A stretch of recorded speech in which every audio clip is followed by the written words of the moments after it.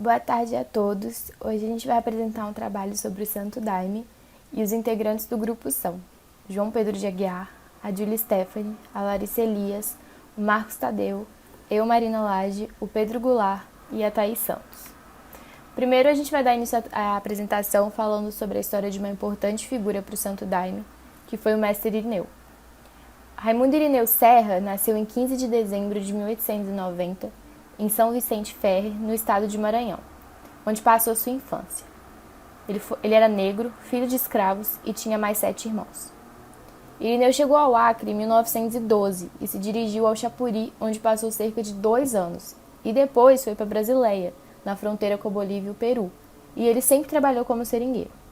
Porém, um fato importante desse período, que vai marcar definitivamente o futuro do mestre Irineu como fundador de um culto religioso, é o seu encontro com os irmãos Antônio e André Costa. E, inclusive, foi Antônio Costa quem falou da ayahuasca pela primeira vez para o Irineu. Antônio Costa e Irineu Serra moravam no mesmo lugar. O mestre Irineu era seringueiro e o Antônio Costa era comerciante. Ele vendia e comprava borracha. E numa ocasião, Antônio contou a Irineu que havia uns caboclos no Peru que bebiam um chá, cujo nome era ayahuasca, e muitas pessoas acreditavam que naquele lugar o pessoal que tomava essa bebida tinha um pacto satânico para trazer fortuna e facilitar a vida de cada um que tomava. Mas, mesmo com esse esclarecimento, o mestre Irineu decidiu experimentar o chá, e essa teria sido a primeira experiência de Irineu Serra com a ayahuasca. Há diversos relatos de que os primeiros contatos de Irineu com a ayahuasca se deram num contexto de práticas demoníacas, ocasionalmente denominadas de mágicas ou de feitiçaria, e magia negra. Desse modo, é possível perceber que o contexto no qual o mestre Irineu conheceu a ayahuasca, associado aos caboclos, aos índios e à selva, é classificado pelos integrantes do culto religioso que ele começou a organizar a partir dos anos 30 em Rio Branco como o locus do demônio, da magia negra e do oposto ao bem. A questão do nome da bebida é relacionada com uma personagem feminina identificada como entidade, ser espiritual ou divindade, e que é responsável por todo o processo de iniciação de Irineu Serra. Um dos ensinamentos transmitidos pela entidade ao mestre Irineu, no decorrer de sua iniciação, refere-se ao nome da bebida. Em outros depoimentos, afirma-se frequentemente que Daime é o nome verdadeiro da bebida, e outros relatos afirmam que, além de verdadeiro, esse nome é doutrinado, remetendo à própria doutrina criada pelo mestre Irineu. Assim é dito que antes era ayahuasca, mas esse era o nome primitivo que remetia a práticas demoníacas, ou seja, ainda sem a doutrina. Nas histórias que falam da entidade, bem como naquelas em que se descreve a sessão onde acontecia um pacto satânico, enfatiza-se a ideia de que o contexto no qual Irineu Serra conheceu a ayahuasca era negativo ou tinha aspectos que deviam ser rechaçados. Aqueles inseridos em tal contexto, os caboclos, os índios, eles faziam um uso demoníaco, primitivo da bebida, para a magia negra e etc. Por isso, a entidade feminina que se revela a Irineu Serra explica a ele que o nome da bebida precisava mudar. O antigo contexto de consumo da ayahuasca tinha que ser abandonado e novas formas de seu uso deveriam ser adotadas. Essa seria a missão que o mestre Irineu recebeu, organizar uma doutrina para aquela bebida. Em vários relatos de daimistas, afirma-se que Irineu passou por um período de dieta específica na mata. Ela era à base de mandioca sem sal. E lá, o mestre Irineu se comunicou com os animais, viu as árvores ganharem vida, rosto e aparência humana, etc.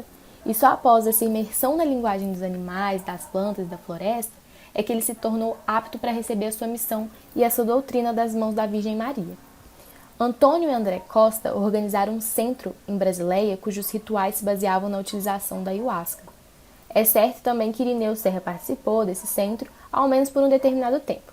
O centro se chamava CRF, Centro de Regeneração e Fé.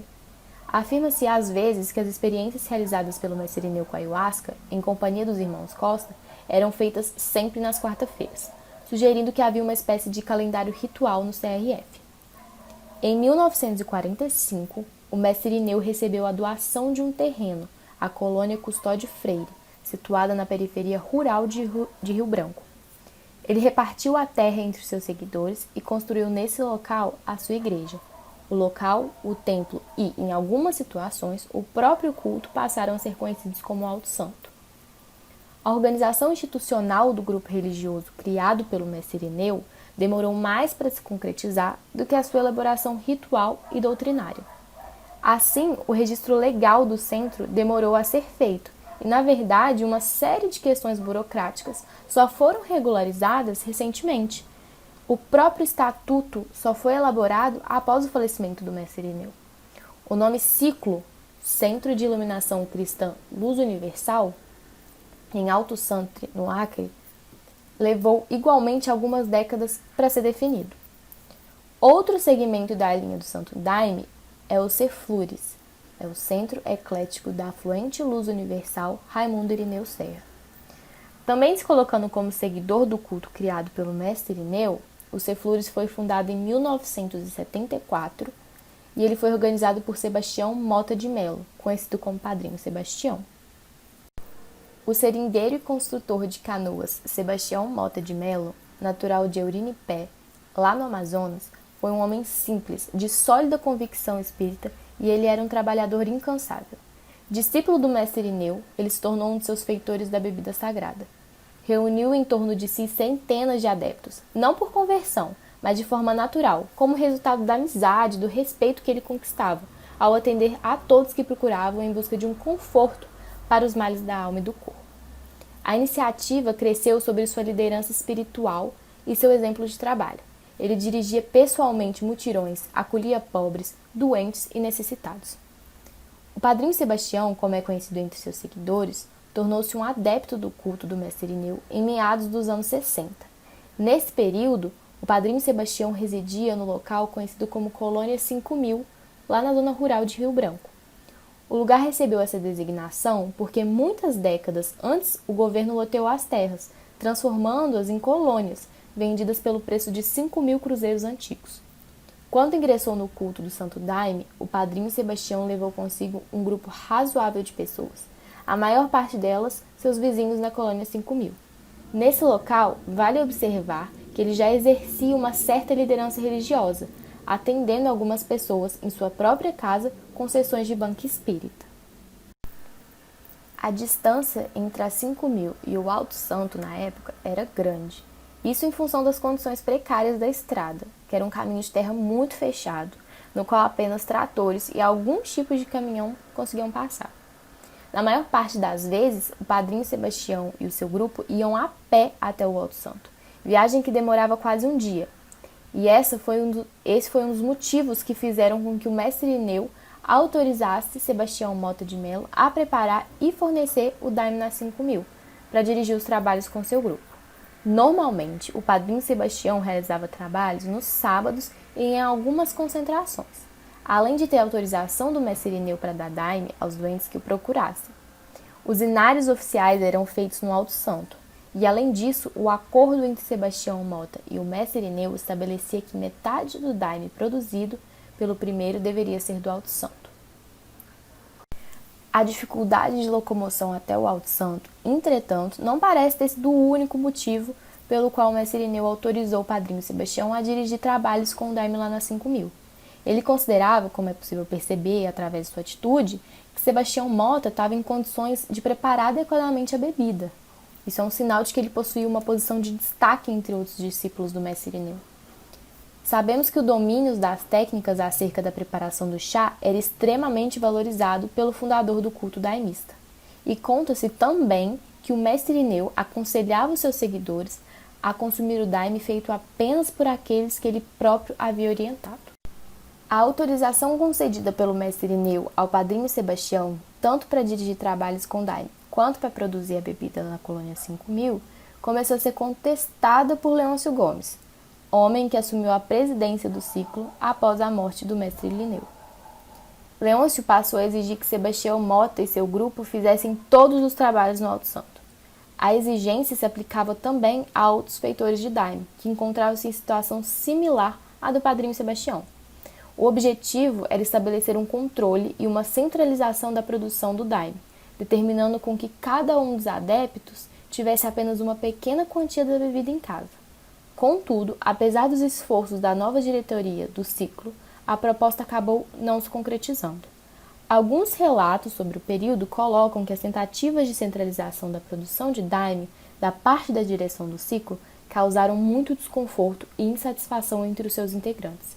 Ao que parece, as críticas a Sebastião Mota não eram feitas apenas pelo novo presidente, mas vinham também de outros membros do ciclo, expressando uma desconfiança de um grupo de daimistas mais antigos em relação ao novato Sebastião Mota.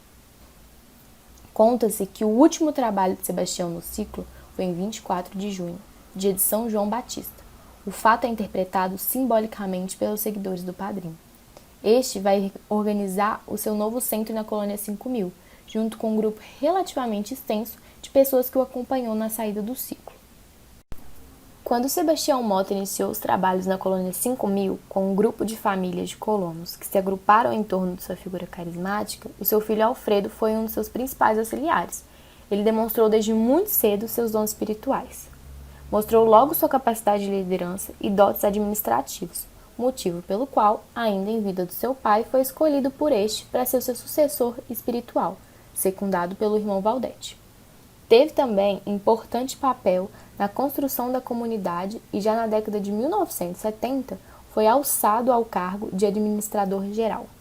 Foi um dos grandes animadores do ideal comunitário e o braço direito de Sebastião Mota, quando houve a transferência do povo da colônia 5000 para o Rio do Ouro e dali para o Mapiá.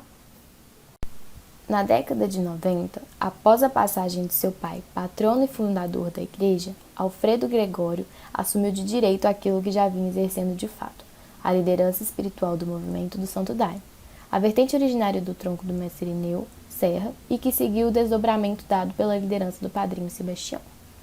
Juntamente com a sua mãe, a madrinha Rita e Valdete Mota de Melo, seu irmão mais velho, compuseram um trio que ainda respondem pelo comando doutrinário, assessorados pelo Conselho Superior Doutrinário, escolhidos entre os membros mais antigos e capazes da Igreja.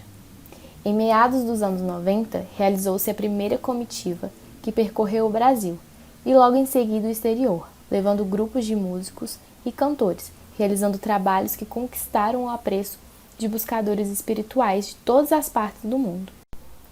Líder espiritual incontestável, conhecedor profundo da doutrina e da floresta que tanto ama, o padrinho Alfredo acumula o cargo de diretor executivo da ICEFA, presidente do Conselho Doutrinário da Igreja e secretário-geral do Instituto Ceflures. Seu maior objetivo agora, além do acompanhamento dos diversos núcleos e igrejas no país e no exterior, é o trabalho voltado para a própria floresta amazônica. Buscando realizar o sonho de seu pai, retornou ao Seringal Adélia, no Vale do Rio Juruá, onde ambos nasceram. Aproveitando a rica experiência na gestão do Céu do Mapiá, empenhou-se na construção da Vila Ecológica Céu do Juruá e no melhoramento de outras comunidades nos municípios de Cruzeiro do Sul e Rodrigues Alves, no Acre, e Ipixuna, no Amazonas. Líder espiritual incontestável, conhecedor profundo da doutrina e da floresta que tanto ama, o padrinho Alfredo acumula o cargo de diretor executivo da ICEFA, presidente do Conselho Doutrinário da Igreja e secretário-geral do Instituto Ceflures. Seu maior objetivo agora, além do acompanhamento dos diversos núcleos e igrejas no país e no exterior, é o trabalho voltado para a própria floresta amazônica. Buscando realizar o sonho de seu pai, retornou ao Seringal Adélia, no Vale do Rio Juruá, onde ambos nasceram. Aproveitando a rica experiência na gestão do Céu do Mapiá, empenhou-se na construção da Vila Ecológica Céu do Juruá e no melhoramento de outras comunidades nos municípios de Cruzeiro do Sul e Rodrigues Alves, no Acre, e Ipixuna, no Amazonas. Desde os tempos de mestre Irineu e no segmento dado por padrinho Sebastião, posteriormente com a expansão, pessoas dos mais diversos segmentos sociais transitaram pelo Santo Daime, assimilando suas influências culturais e também trazendo outras culturas ao Santo Daime. Com isso, o maior desafio nestes casos é transpor de maneira eficiente o contexto geral e manter a essência dos ensinamentos, ao mesmo tempo que é preciso sensibilidade para que esses ensinamentos sejam assimilados num novo contexto social. Com isso, torna-se necessário a fixação dos preceitos espirituais e também um código de ética que expresse os princípios universais de uma tradição que podem ser partilhados e aceitos por diversas culturas. O Código de Ética do Daime se encontra nos Inários. Neles estão contidos ensinamentos de grande sabedoria. Porém, para o desenvolvimento em outras línguas, culturas e países, é preciso definir alguns preceitos éticos para tornar estes princípios acessíveis a todos. A fim de garantir que as práticas espirituais estejam sustentadas nos valores universais e nos direitos humanos, inspirados em princípios positivos e sadios, válidos para todos os povos e culturas, foram definidos alguns preceitos, constantes no Código de Ética do Daime. O primeiro é o prólogo. Os membros da Irmandade têm o intuito de manter as tradições da doutrina do Santo Daime, a fim de favorecer a transformação e evolução de todas as pessoas que buscam iluminação e cura para a mente, corpo e espírito. Desejamos também proteger, promover e encorajar a vivência da doutrina e de seus ensinamentos, o amor a Deus, amor à terra e a todos os seres da criação, incluindo o amor a si mesmo, amor e respeito por todos os irmãos e irmãs, aceitar a verdade da nossa revelação espiritual e, ao mesmo tempo, ter tolerância com as falhas de cada um, através da prática do perdão, compaixão e humildade. O segundo é o propósito, onde os membros da Irmandade, tanto dirigentes quanto neófitos, devem realizar seu trabalho, desempenhar suas atividades com honestidade, integridade e sabedoria. A ninguém será concedido o direito de se colocar acima das virtudes e dos valores apregoados pela doutrina. Em terceiro, tem os direitos dos participantes, onde procura-se preservar a autonomia e a dignidade de cada pessoa. A participação nos trabalhos ela deve ser voluntária e baseada em prévio conhecimento e consentimento dado individualmente por cada participante. O conhecimento deve incluir a discussão de cada elemento da prática que possa representar risco físico ou psicológico, incluindo medicação contraindicada ou considerações sobre a adequação da dieta. Os participantes devem também ser avisados de que essa participação pode ser difícil e dramaticamente transformadora. O consentimento deve incluir informações sobre o histórico médico, formulários de consentimento e regras gerais para os trabalhos. Os limites de comportamento dos participantes e dos membros da comunidade deverão ser esclarecidos e acordados previamente. Todas as medidas cabíveis serão tomadas para assegurar a saúde e segurança dos participantes durante os trabalhos e durante os períodos vulneráveis que se seguirem a eles. Em quarto, tem a confidencialidade, onde se deve respeitar a privacidade e a confidencialidade de cada participante por ocasião dos trabalhos espirituais e nas atividades sociais dentro da comunidade. Desestimulam a falar sobre outras pessoas e a propagação de boatos e informação sem fundamento comprovado do que ocorre na comunidade e na vida de cada um, o que se constitui naquilo que o mestre denominava correio da má notícia. É entendido que esse tipo de prática mina a confiança e o respeito entre os membros, gerando competição, desconfiança e desunião. Em lugar disso, é incentivado o uso da sinceridade e da amabilidade, como forma de uma comunicação clara entre todos e que seja também coerente com os valores dos inários e das crenças espirituais. Temos o quinto, que é o dinheiro, onde há um acordo de respeitar a prioridade do outro, ajudar a implantar a consciência na utilização de todos os recursos da terra, manter a honestidade ao lidar com o dinheiro e em todos os momentos praticar ações comerciais claras e honestas.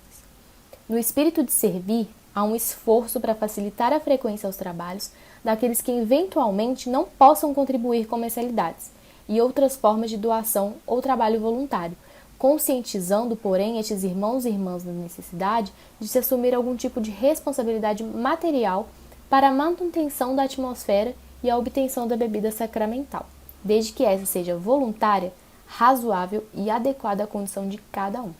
Respeita-se também a sacralidade do trabalho espiritual e evitada a promoção de produtos e serviços ou quaisquer outras formas de solicitação ou exploração no ambiente dos trabalhos. Em sexto, tem a competência. Para manter a integridade dentro da comunidade, é reconhecida a excelência do conhecimento espiritual, praticado e preservado pelos mestres, padrinhos e madrinhas, anciões e anciãs da tradição.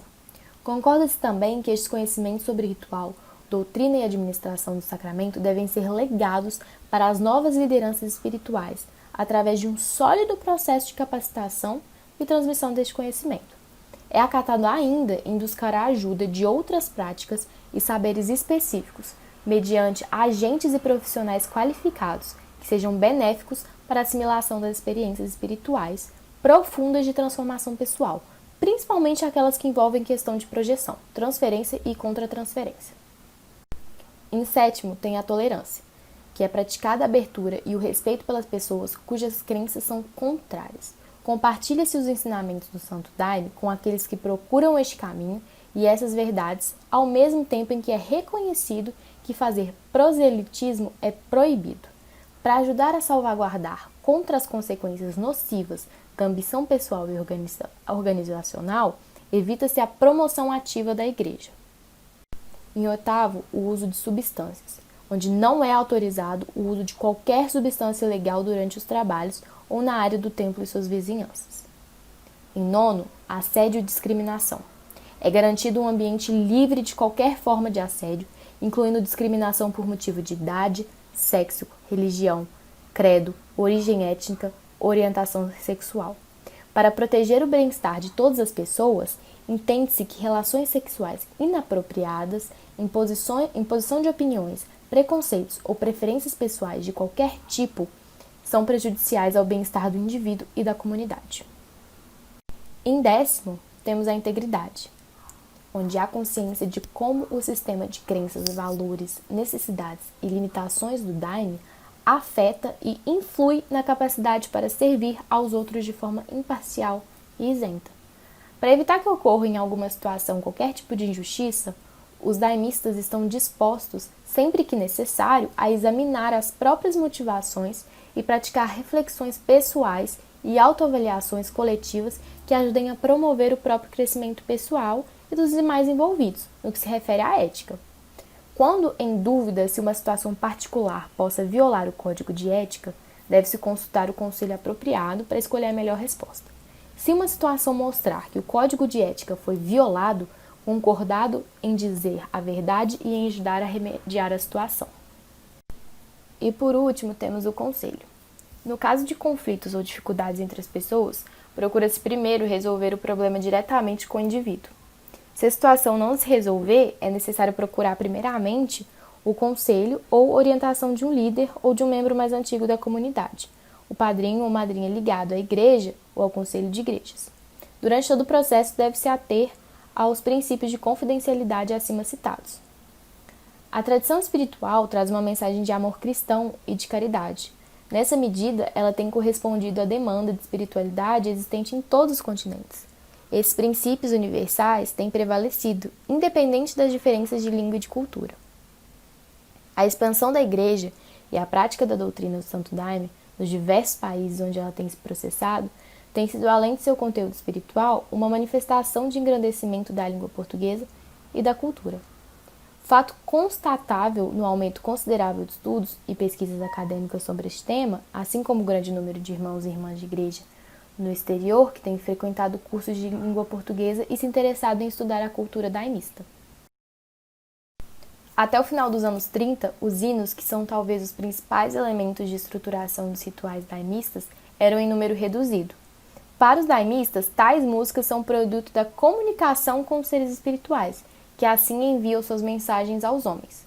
Os hinos, dizem estes fiéis, são recebidos do astral, que é concebido como um lugar no qual se situam os entes sobrenaturais, desde os quais destacam-se aqueles que formam uma corte celestial, constituída pelo Pai Criador, Jesus, a Virgem Maria e o próprio Mestre Irineu, que tem aí sua representação espiritual particular, Juramidão.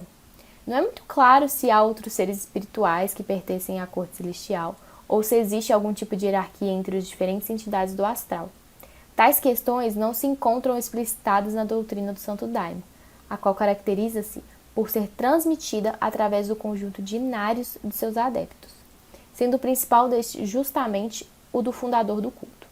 Atualmente, o calendário ritual do Santo Daime é marcado pela realização de inários dos principais representantes dessa religião, denominados muitas vezes de padrinhos e madrinhas. Os inários são cantados e bailados por todos os fiéis, chamados de fardados exatamente porque usam uma roupa especial nessa ocasião, em datas que, em geral, seguem o calendário cristão. Os hinos são marcados pelo som cadente do maracá. O inário do mestre Irineu possui 132 hinos, mas há outros bem maiores. Portanto, a execução deles costuma ser bastante longa, podendo durar entre 10 a 15 horas. E nessas ocasiões, os participantes tomam o daime várias vezes. Em geral, é realizado um intervalo no meio dos inários, que dura cerca de 1 hora, E é importante ter em mente que, como lembra Alberto Groisman, o inário se refere tanto a um conjunto de hinos recebidos por um sujeito, quanto ao evento ritual que implica na sua execução, ou seja, no momento que eles são cantados e bailados. Neste último caso, o inário ganha um caráter mais concreto, permitindo a visibilidade da irmandade ou comunidade daimista diante de si própria. O cotidiano, a harmonia, os conflitos, os problemas do grupo são percebidos e trabalhados durante o inário. O trabalho é justamente conduzido pelos hinos entoados, que concentram os princípios, crenças e ensinamentos dessa religião. O inário, assim enquanto evento ritual, confirma a veracidade da doutrina daimista. E, por outro lado, ele expressa a vida diária daquela comunidade e a explica, fundamentando os papéis e posições de cada um nela. Ocorre nesse sentido uma relação estreita entre rito cotidiano e mundo espiritual, promovida pela realização do inário. O primeiro hino do mestre Irineu é a Lua Branca, e conta-se que ele recebeu ainda quando ele estava no Peru, ou na fronteira do Peru com o Brasil.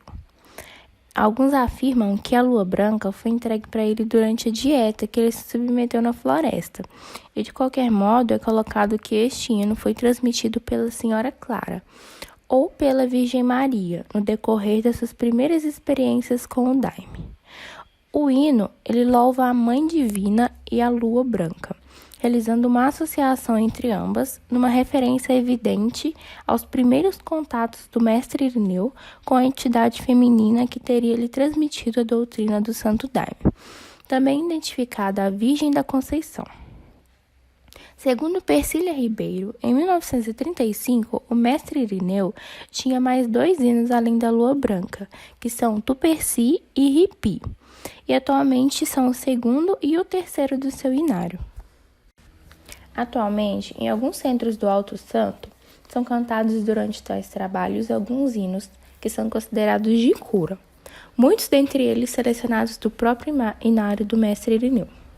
Já nos ceflures, em geral, a quantidade dos hinos cantados nessas ocasiões é bem maior, e pode haver diferentes tipos de inários de cura. Ao lado da elaboração do conjunto ritual daimista, foi ocorrendo também o desenvolvimento da cosmologia desta religião, impulsionado pelo conjunto de inários, que tornava-se cada vez maior. Considera-se que o inário do mestre Irineu, que se chama o Cruzeiro, contém toda a doutrina do Santo Daime. Percebemos também que há uma série de relações entre os vários inários, ocorrendo uma espécie de diálogo entre eles. As relações são mais estreitas e intensas entre o Cruzeiro e os inários dos daimistas mais antigos, contemporâneos do mestre Irineu, denominados de Inários dos Mortos. Neste conjunto de hinos são desenvolvidas e reforçadas as nações mais caras da religião do Santo Daime. Com isso, a sua relação com os princípios cristãos, os significados associados a Jesus, a Virgem Maria, a floresta, a própria ideia de doutrina, o conjunto de imagens e símbolos relativos a um reinado ou império se repetem em todos estes inários, e em cada um deles é acrescentado algo à compreensão de tais nações. De um certo modo, os inários dos mortos expressam o próprio processo de elaboração da linha do Santo Daime, contando inclusive a sua história. Simultaneamente, a execução dos inários permite a assimilação dos valores, crenças, símbolos, enfim, da cosmologia desta religião pelos seus adeptos. Como colocou Groisman, os hinos são simultaneamente um roteiro da vida do dono do inário, da experiência particular de cada fiel e a expressão da própria doutrina daimista.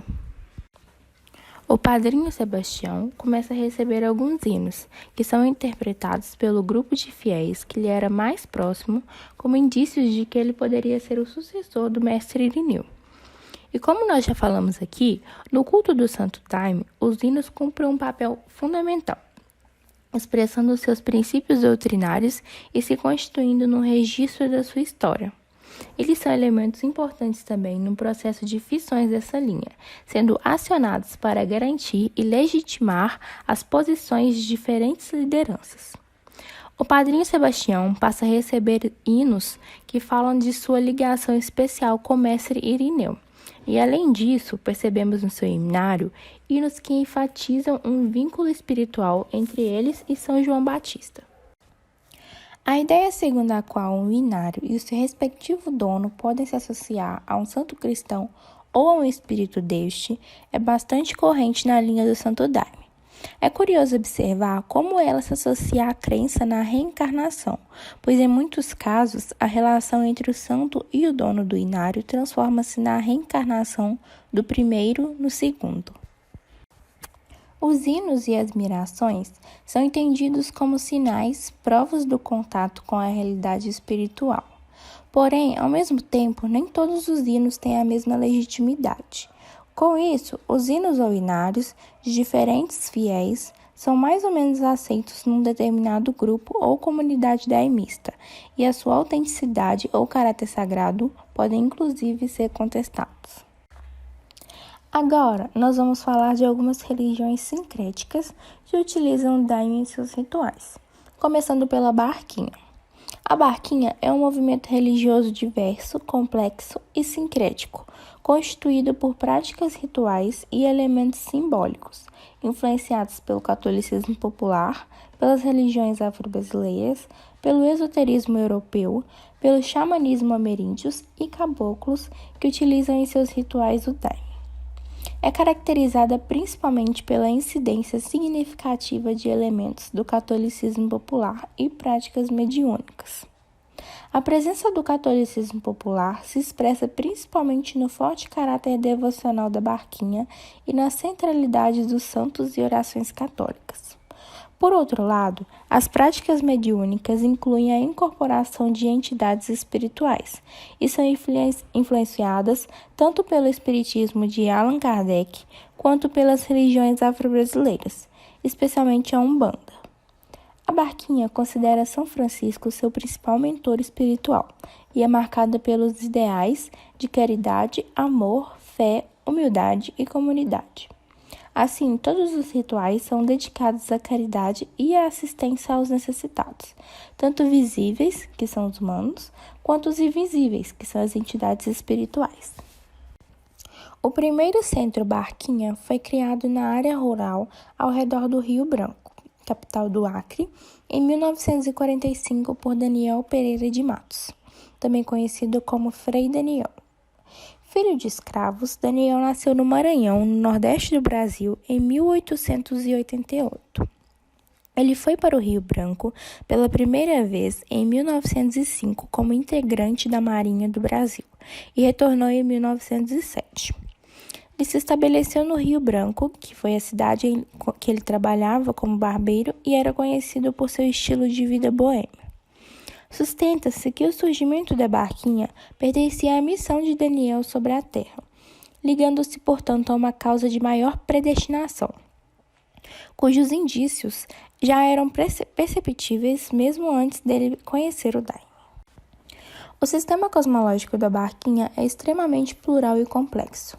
Ele é dividido em 3 mistérios ou 3 planos cosmológicos que são céu, terra e mar, e pertence às diversas entidades espirituais presentes neste movimento religioso.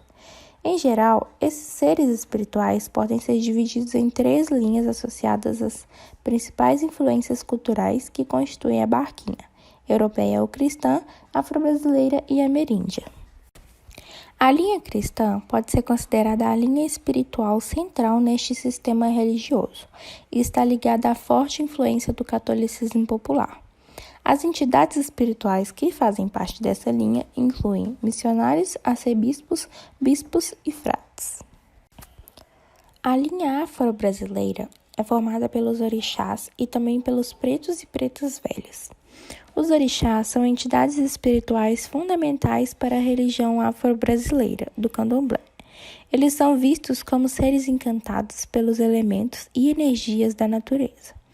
Os pretos e pretas velhas são entidades espirituais do panteão da Umbanda. Em sua maioria, são homens e mulheres negros idosos que foram escravos e têm amplo conhecimento sobre ervas e curas. Eles são considerados muito sábios e são responsáveis por curar e aconselhar os necessitados. Eles podem ser considerados os principais curandeiros da barquinha, assim como na Umbanda. Finalmente, a linha ameríndia é composta por caboclos e encantados. Os caboclos são entidades associadas aos povos indígenas e à floresta, trazendo a sabedoria deste domínio. Os encantados são seres que assumem a forma de animais e elementos da natureza, plantas e criaturas míticas, como sereias, fadas e ninfas. Eles podem mudar de forma e identidade de acordo com o mistério do qual eles vêm. Os encantados estão presentes em muitos sistemas cosmológicos indígenas e caboclos no Brasil, especialmente no Norte e no Nordeste. Embora em outros contextos muitas vezes sejam vistos como ambíguos ou até perversos, na barquinha estes seres são vistos como os curadores, instrutores e tutores. De 1945 até o falecimento do mestre Daniel, ele recebeu cerca de 200 hinos. De um modo geral, eles são entendidos como resultado de um processo mediúnico estimulado pelo consumo do daime. Frequentemente, os integrantes da barquinha utilizam também a noção de psicografia para explicar o ato de receber hinos, indicando a presença da crença em seres espirituais que transmitem aos médiuns letras e melodias musicais. As cerimônias chamadas de trabalho ou serviço eram conduzidas através do canto de hinos entoados e tocados pelo mestre Daniel. Na barquinha, em geral, os hinos são cantados em duas vozes. O dirigente do ritual, que é normalmente o líder do grupo, ou alguém designado por este, canta as primeiras estrofes do hino, e depois é seguido pelo coro de participantes, que entoa uma estrofe que se repete por diversas vezes. Sustenta-se que os hinos cantados vão chamando as diferentes entidades, bem como algumas almas desencarnadas. Os elementos básicos do culto e da doutrina foram deixados por Daniel. Entre estes, destacam-se as obras de caridade, com a orientação para se fazer a doutrinação de almas e espíritos. As recomendações do mestre Daniel culminaram na organização de cerimônias específicas para a execução destes trabalhos espirituais. Eles acontecem à noite e duram em torno de 4 a 6 horas, com todos os participantes permanecendo sentados no interior da igreja. No seu decorrer, são entoados vários hinos, a maior parte deles recebidos pelo mestre Daniel. O canto dos hinos é entremeado por orações cristãs, como Ave Maria, Pai Nosso, Salve Rainha e o Creio em Deus Pai. A grande diferença entre o ritual de concentração, que é realizado às quartas-feiras, e o de caridade, que é realizado aos sábados, é que enquanto o primeiro parece abrir mais espaço para um trabalho espiritual individual dos adeptos, o segundo é mais voltado para uma caridade aos outros, sejam eles doentes, visitantes eventuais que participam da cerimônia em busca de ajuda ou orientação de qualquer espécie, ou sejam esses outros os próprios seres espirituais, classificados aqui de diferentes maneiras. Nos centros da barquinha, aqueles que são diretamente responsáveis pelo atendimento ou trabalho de caridade se destacam por meio de um transe-êxtase, que pode assumir formas diversas, recebendo diferentes interpretações nos vários grupos dessa linha. A linha da barquinha desponta também como uma ordem franciscana, devido à devoção de seu fundador a São Francisco de Assis, que é considerado o padroeiro da casa. Essa devoção dará origem a uma estrutura ritual baseada em romarias, sendo a mais importante delas justamente a de São Francisco. O mestre Daniel estabeleceu ainda mais 2 romarias, uma dedicada a São Sebastião e outra a Nossa Senhora. As romarias da barquinha se iniciam muitas semanas antes do dia dedicado à comemoração do santo e terminam justamente quando essa data chega. No decorrer das romarias, os fiéis se reúnem e cantam determinados salmos relacionados àquele santo, embora haja um conjunto de hinos que se repetem em todas as romarias. As músicas são intercaladas com preces cristãs, como aquelas feitas nos trabalhos de concentração e caridade. Elas e as orações são consideradas rogativos, louvores ofertados ao santo comemorado e, de um modo mais amplo, ao padroeiro São Francisco, a Jesus e à Virgem Mãe. Até chegar o dia do santo, realizam-se cerimônias curtas semanais, tomando-se doses pequenas do daime. Mas o maior legado deixado pelo mestre Daniel a seus discípulos parece ser realmente o seu inário, que até hoje é considerado o mais importante de todos, cujos hinos são cantados na maioria dos rituais dessa religião, seja nos de concentração da igreja, nas romarias e outras comemorações ou nos bailados. É através do canto dos hinos que os entes sobrenaturais se manifestam e se comunicam com os fiéis, transmitindo-lhes suas orientações. Os hinos doutrinam os adeptos e as próprias entidades. Podemos dizer que sem eles o trabalho da barquinha não seria o mesmo. Contudo, na barquinha, apenas os principais líderes possuem inários ou recebem hinos, consistindo num privilégio reservado a poucos. Além do inário do próprio mestre Daniel, há aqueles dos dirigentes que o sucederam, como Antônio Geraldo, Manuel Araújo, Francisca Gabriel, bem como de outros líderes atuais dessa linha e de seus grupos dissidentes. Todos estes inários implicam num segredo constituindo um mistério. Assim, os livros que contêm os hinos e suas partituras são guardados pelo dirigente do centro ou por alguém designado por ele. Existe uma outra religião sincrética que também utiliza o daime em seus rituais, que é a União do Vegetal. O Centro Espírita Beneficente União do Vegetal é uma religião de fundamentação cristã e reencarnacionista, que usa em seu ritual o chá Oasca, também conhecido como ayahuasca, preparado a partir de duas plantas amazônicas, o cipó mariri e as folhas da árvore chacrona. Na união do vegetal, o chá Oasca é também chamado de vegetal, e seus discípulos o bebem durante as sessões para efeito de concentração mental. A união do vegetal tem por objetivo contribuir para o desenvolvimento espiritual do ser humano, para o aprimoramento de suas qualidades intelectuais e de suas virtudes morais, sem distinção de raça, sexo, credo, condição social ou nacionalidade. A religião do Santo Daime é marcada por diversos rituais e festas, e para que se participe deles são exigidos que os participantes estejam trajados de maneira correta e que eles passem pelo processo de limpeza. Quanto às vestimentas, eles usam roupas brancas. Os homens usam terno, gravata e um chapéu que é conhecido como capacete e é semelhante a uma boina de marinheiro.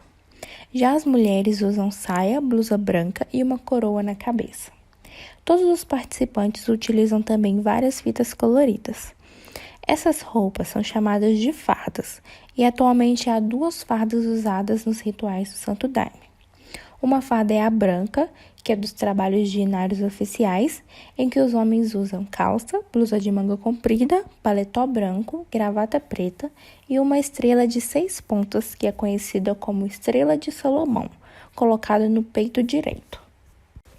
A farda branca das mulheres é composta de saia e blusa de mangas compridas brancas, ou um vestido branco, um saiote verde pregueado mais curto e disposto por cima da parte branca da roupa, uma faixa verde atravessada em diagonal que vai do ombro à altura da cintura, fitas coloridas que pendem do ombro, denominadas alegrias, uma coroa de lantejoulas na cabeça e no lado direito e esquerdo do peito são colocadas respectivamente a estrela de 6 pontas e uma rosa bordada para as mulheres e uma palma para as moças.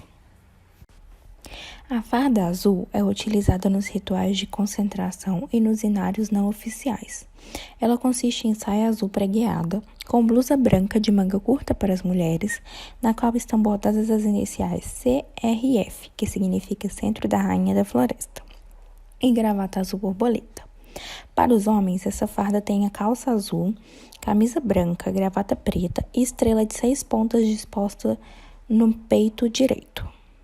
É importante esclarecer que essas vestimentas foram elaboradas aos poucos, sofrendo várias alterações ao longo dos anos. Antigamente eram usados chapéus que chamavam capacetes. Eles se assemelham bastante às boinas utilizadas até hoje pelos membros da barquinha. Os protocolos para a ingestão do chá exigem-se que todo aquele que for consumi-lo deve abster-se de relações sexuais e bebidas alcoólicas nos 3 dias anteriores e posteriores à experiência. A ideia da necessidade de uma dieta alimentar e sexual está presente já nas narrativas míticas sobre as primeiras experiências do mestre Irineu com a ayahuasca. Bailado. O bailado inicia-se após a primeira estrofe do hino, a partir do movimento do comandante que dá o primeiro passo à esquerda. Ele deve acompanhar o compasso da música sem arrastar nem acelerar, e ele se apresenta em 3 tipos básicos: valsa, marcha e mazurca. O bailado é também uma vitrine do trabalho espiritual de cada um. Deve-se evitar trejeitos e movimentos exagerados que quebrem o padrão apresentado pela corrente. É necessário que haja tolerância no caso dos novatos. Porém, ela deve ser acompanhada de instrução para adaptação dos mesmos às instruções de serviço. Erros de compostura mais graves devem ser corrigidos e orientados desde o início. O maracá, chocalho indígena utilizado nos rituais, deve estar afinado convenientemente. Devemos buscar como meta que todo fardado tenha um maracá e saiba tocá-lo adequadamente dentro do ritmo exigido pelo hino. O comando do trabalho poderá limitar o número de maracás, se assim julgar conveniente. As filas do bailado devem ser dispostas de acordo com a altura dos participantes, do mais alto para o mais baixo, da direita para a esquerda da fila, ao lado dos homens e da esquerda para a direita da fila, pelo lado das mulheres. Os membros fardados ocupam as filas da frente. Os retângulos disponíveis para o bailado devem medir aproximadamente 70 por 30 centímetros. A cabeceira da mesa se encontra frente à porta de acesso ao salão, que geralmente é voltada para o leste. À esquerda da cabeceira da mesa ficam os homens e à direita as mulheres.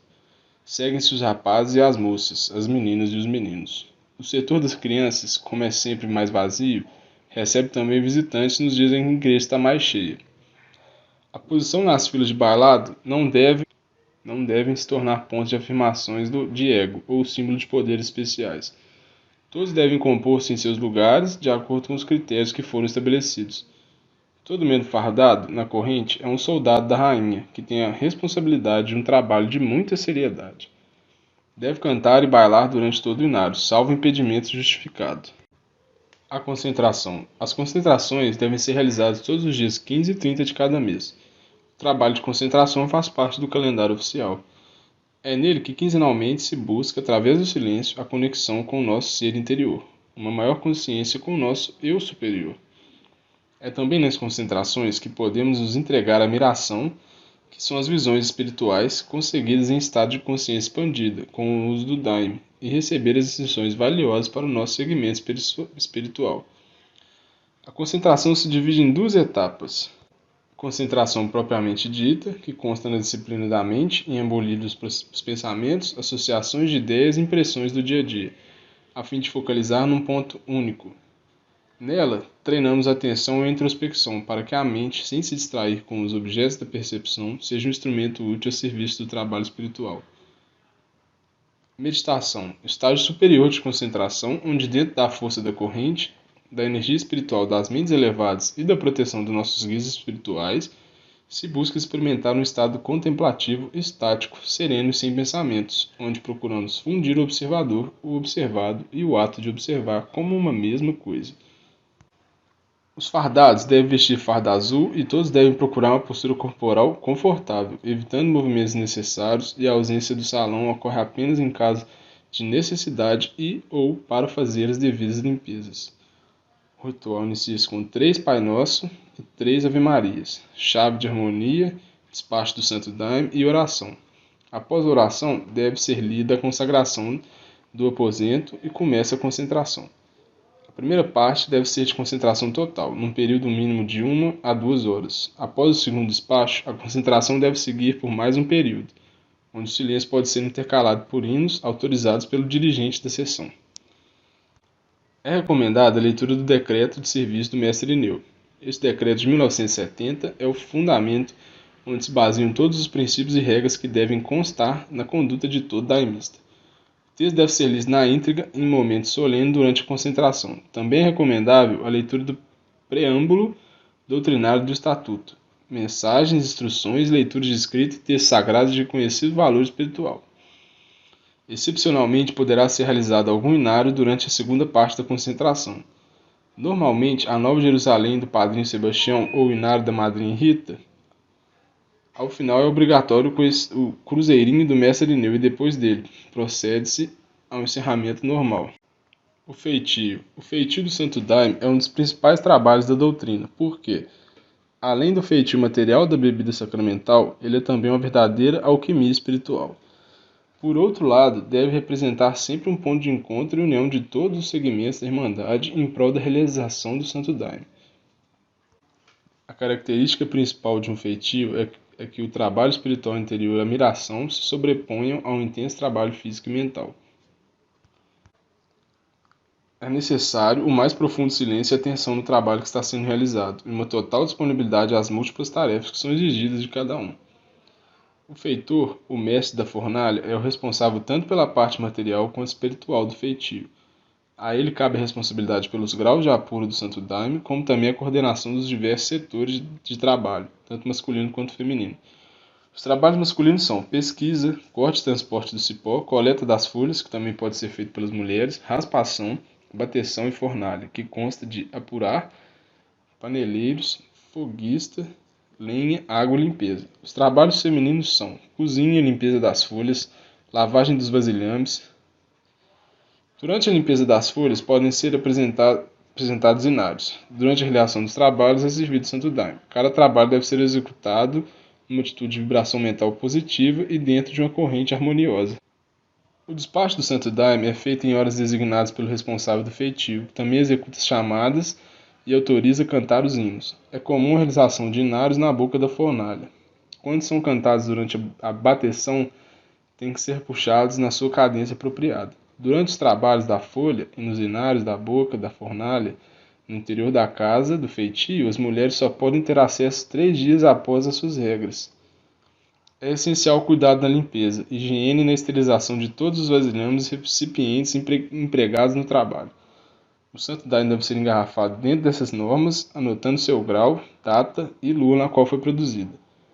As cascas de feitio existentes nas igrejas, assim como os jardins de Jaguba e Rainha, são administrados pela ICEFLU e pela igreja local. Todo Santo Daime é considerado como sendo de responsabilidade da ICEFLU a ser distribuído aos centros e filiais, que ficam obrigados a manter registro sobre seu consumo e normatização própria. A miração. O momento culminante do trabalho é quando, dentro da força do nosso sacramento, recebemos as visões, as quais denominadas mirações. Na miração não somos meros espectadores da nossa visão. Ao invés disso, somos protagonistas de uma ação que se passa no mundo real e ao mesmo tempo luminoso. Nesse estado é que somos convidados a apresentar nosso conhecimento e aprender um pouquinho mais. O que decidimos e vivemos neste plano parece ter uma forte influência naquilo que consideramos ser nosso estado usual de consciência e realidade. Durante esse tempo sagrado da miração, estão abertas as portas para muitas direções espirituais. O canal com o nosso eu superior se torna mais nítido. Podemos dialogar com ele e também receber muitas instruções úteis sobre os aspectos práticos da nossa vida. Tudo que pensamos nessa sintonia com a miração está longe de ser um mero devaneio. O pensamento se torna uma vibração que modela, conserta, cura e cria. A miração é um sonho divino. Padrinho Sebastião Mota dizia que primeiro tudo se resolve na miração para depois ser transposto e realizado em matéria. Pode-se dizer que o xamanismo é o sistema de conhecimento espiritual mais arcaico que se conhece, e que, desde o começo, sua prática sempre esteve associada ao uso de enteógenos. Além de participar na maior parte de todas essas sensações próprias dos demais estados expandidos de consciência, a consciência xamânica, o estado da consciência xamânica, também tem suas peculiaridades. A sua própria já clássica definição como sendo a arte do êxtase já pressupõe que o xamã detém um conhecimento específico de operar no êxtase, e essa é sua maior arte. Através dela, ele se aproxima da forma consciente até o máximo limiar possível da aniquilação. É este o voo do xamã, atingir a realidade além da nossa percepção usual, mantendo sempre abertas as portas de acesso ao mundo espiritual. Porém, o mais importante que queremos destacar dentro do xamanismo é a vivência, a mobilidade e atuação do eu dentro da transe. Esse é o roteiro da miração, um estado de consciência místico-xamânico obtido com a ingestão ritual do Santo Daime, que gostaríamos de nos deter mais minuciosamente. A miração é um termo que foi cunhado na tradição do Espírito Santo pelo mestre Irineu. Basta designar o estado visionário que a bebida produz. O verbo mirar corresponde a olhar, contemplar. Dele deriva o substantivo mirante, que é um local alto e isolado onde se pode descortinar uma vasta paisagem. A palavra miração une contemplação mais ação, mira mais ação, o que expressa de maneira clara que o termo foi cunhado por pessoas que eram plenamente conscientes da viagem do eu interior da experiência visionária, característica aos êxtases xamânicos, que é simbolizado pela viagem da águia voando em direção ao sol. A peia. A peia remete em geral a efeitos negativos suscitados pela bebida.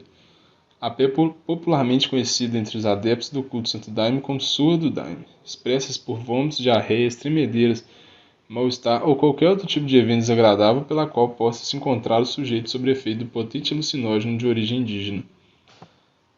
A escolha da peia e o castigo simbólico se deu por motivos pessoais e pelo fato de não haver quaisquer pesquisas sobre o tema. A sua interpretação e significação está intimamente relacionada com a noção de cura e doença, e tem como implicação principal a ordenação simbólica dos adeptos. Os efeitos purgativos comum à bebida no Santo Daime são ressignificados e interpretados a partir de um sistema de valores que prioriza o bem, a luz, a verdade, em detrimento do mal, das trevas e das ilusões.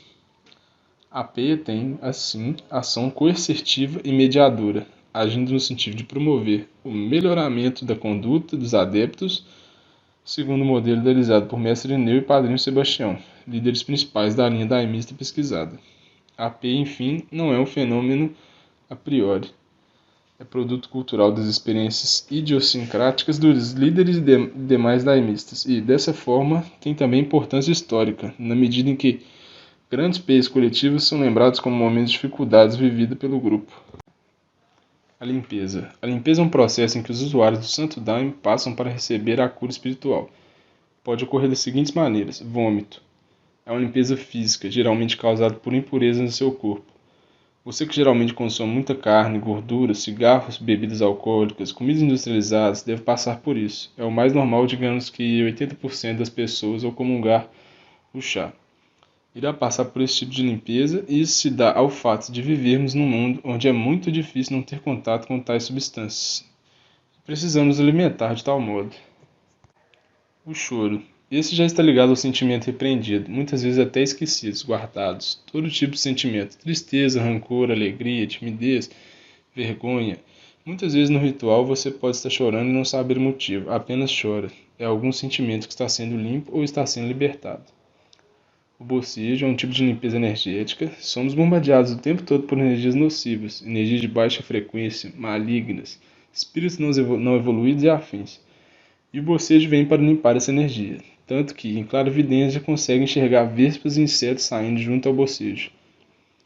Urinar, que está ligado à raiva e estresse e vem libertar você disso. Defecar, que tem a ver com bloqueios, com o passado, objetivos pendentes, planos que não consegue concretizar. E às vezes você tem muitos objetivos e planos e não consegue concretizar porque essa energia está bloqueada. E essa limpeza vem para auxiliar nisso. Por último, frio, que não é bem uma limpeza, nos rituais com a ayahuasca, temos o contato com alguns seres de cura que vivem no espaço, seres ligados à fraternidade branca ou ao comando Ashta. Eles são seres frios. Para aguentar as baixas temperaturas do espaço, sempre que no trabalho sentimos frio, pode ter certeza que ali está sendo realizado um trabalho de cura. O chá do Santo Daime é obtido a partir da fervura de duas plantas amazônicas, o cipó jagube, ou mariri, e o arbusto chacrona, que vamos falar mais detalhadamente sobre cada um. Os aspectos botânicos da ayahuasca. O nome científico, Banisteriopsis capi, e os nomes populares, jagube, mariri, cabe, capuri, uni. Ele ocorre em toda a floresta amazônica, entre Brasil, Peru, Colômbia, Equador e Bolívia. É uma liana da família Malpighiaceae, com morfologia caulinar diferenciada em duas variedades, onde a variedade Calpuri apresenta os nós bem mais evidenciados que a variedade tucunacá. As espécies dessa família apresentam folhas com disposições opostas cruzadas, medindo em média 15 a 20 cm de comprimento por 7,11 cm de largura. O limbo é simples e inteiro, de formato oval, afinado nas pontas, liso na parte superior, piloso na parte inferior. Nervação peninérvia, presença de pecíolo e ausência de bainha. Apresenta nectários foliares no pecíolo ou na face abaxial. Sua inflorescência é paniculada nas axilas superiores ou terminais, com pedicelos pilosos e flores vistosas de coloração rosada. Diclamídeas, monoclamídeas, de simetria actinomorfa, cálice pentâmero e diacépulo. Dialipétala com 5 pétalas longas e afinadas, diplostemone com 10 estames heterodínamos. Anteras arredondadas com 3 estiletes, estigmas captados e com ovário súpero. Possui frutículos samoroídeos com a semente localizada na base da sâmara. As sementes de B. capi possuem características morfológicas que facilitam sua dispersão pelo vento. Princípios ativos. Os princípios ativos encontrados principalmente na casca são derivados beta-carbolínicos, armina, armalina e tetrahidroarmina. A chacrona rainha, Chacruna cauda, de nome científico Psychotria viridis, ocorre também em toda a floresta amazônica. É uma planta arbustiva da família Rubiácea. As plantas dessa família apresentam folhas completas de formato lanceolado, medindo em média 12 por 15 cm de comprimento por 4,4 ou 5 cm de largura. De disposição oposta cruzada, nervação peninérvia, presença de bainha semi-amplexicaule e pecíolo curto, limbo simples e inteiro, liso na parte superior e presença de tomáceas na parte inferior. As inflorescências das espécies de Rubiácea são cimosas, com flores de clamídeas monóclinas, de simetria actinomorfa, cálice pentâmero, diacépalo, camopétala e com ovário ínfero. O fruto é do tipo drupa, com epicarpo de coloração vermelha quando maduro. Possui 2 sementes convexas em sua parte dorsal e aplanadas na parte ventral. Os princípios ativos presentes são nas folhas, um derivado do triptamínico, a N,N-dimetiltriptamina, que é o DMT, um alcaloide indol muito semelhante à serotonina, 5-HT, tanto na estrutura molecular como na atividade. Farmacologia da ayahuasca. Estudiosos confirmaram a atividade oral da ayahuasca, com a DMT sendo seu principal componente ativo, encontrado nas folhas da chacrona, tornando-se oralmente através da atividade inibidora da monoaminoxidase MAO produzido pelas beta-carbolíneas presentes no cipó. Em 1993, iniciou-se o projeto Ayahuasca, que realizou uma avaliação biomédica em usuários de ayahuasca, mostrando seus efeitos clínicos e sua psicofarmacologia. Esse estudo comprovou que o uso da bebida por longo prazo não apresenta nenhuma toxicidade.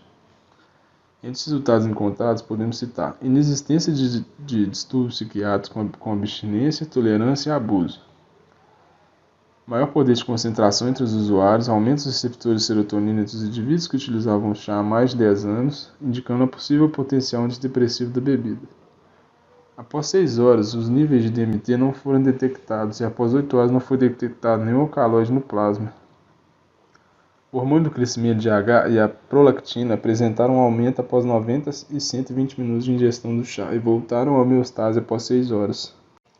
O receptor da serotonina. A serotonina 5-HT se distribui amplamente nos tecidos animais. Na glândula pineal, atua como precursora da melatonina, um hormônio estimulador dos melanócitos. No sangue, a serotonina é encontrada nas plaquetas, que são capazes de concentrar a amina por meio de um mecanismo transportador ativo. É encontrado também nos núcleos da RAF do tronco cerebral, que contém corpos celulares de neurônios triptaminérgicos serotoninérgicos, que sintetizam, armazenam e liberam serotonina como seu transmissor. Os neurônios serotoninérgicos cerebrais estão envolvidos em diversas funções, como sono, humor, regulação da temperatura, percepção da dor e regulação da pressão arterial. Pode estar envolvida ainda com condições patológicas, como depressão, ansiedade e enxaqueca. Os principais efeitos da serotonina no sistema cardiovascular são contração do músculo liso e vasoconstrição potente, exceto em músculos esqueléticos e no coração. No coração, causa vasodilatação. A produção excessiva de serotonina em tumores associa-se a diarreia intensa. Sobre a respiração, a serotonina tem pequena ação estimulante do músculo liso bronquiolar. O sistema nervoso é substância estimuladora potente das terminações nervosas sensoriais para dor e prurido. Além disso, é ativadora potente das terminações quimiosensíveis localizadas no leito vascular coronário, associada à bradicardia e hipotensão. Admetiltriptamina. A admetiltriptamina, DMT, é um potente alucinógeno quando usado por via parenteral, na dosagem de 25 mg. Porém, por via oral, ele é inativado através da desaminação sofrida pela ação da enzima MAO, intestinal e hepática. Os efeitos aparecem de 30 a 45 minutos aproximadamente e podem durar até 4 horas. As beta-carbolinas. As beta-carbolinas têm propriedades alucinógenas e, portanto, contribuem para a atividade da bebida. Como são inibidoras da MAO, as beta-carbolinas inibem a desaminação intestinal do DMT, possibilitando a chegada deste ao cérebro, mesmo por via oral. Além disso, elas ainda aumentam os níveis de serotonina, dopamina, norepinefrina e epinefrina no cérebro. A ação da bebida se deve, portanto, à interação das beta-carbolinas com o DMT presente nas plantas, que juntas potencializam as propriedades alucinógenas de ambas isoladas, levando-se em consideração que as beta-carbolinas aumentam as concentrações de DMT. Muito obrigado a todos, essas são nossas referências.